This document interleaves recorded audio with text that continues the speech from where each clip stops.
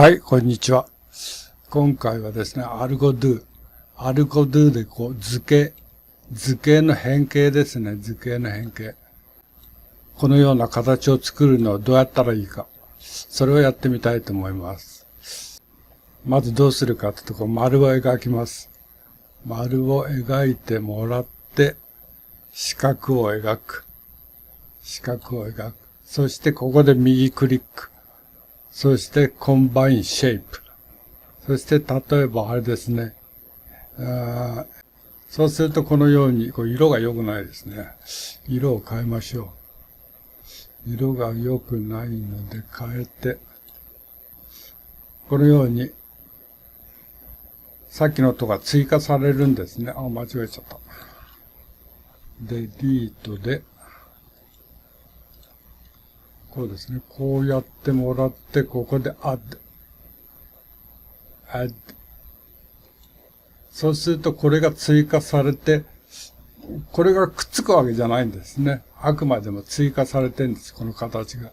そこを、なんていうか誤解しないようにしてください。それから今度はカットですね。コンバイン。サブトラクトにしますか、サブトラクト。これは引き算ですよね。要はここが引かれる。コンバイン、サブトラクト。そうするとこのように、引かれます。これがサブトラクト。そして次ですね。次はこう入れてもらって、コンバインシェイプ。インターセクト。インターセクトって何かというと、重なってるとこだけを残すんですね。ですので、おかしいな。この辺にします。そしてインターセクト。そうすると残りが消えて、重なったとこだけが残ってるんですね。コントロール Z。コントロール Z で戻してもらって、例えばどこ行きますどこでもいいんだけどね。ここで、コンバインシェイプ、そして、インターセクト。このように残ってます。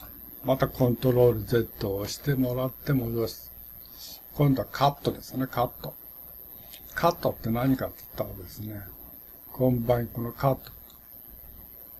カットってカットされるだけなんですね。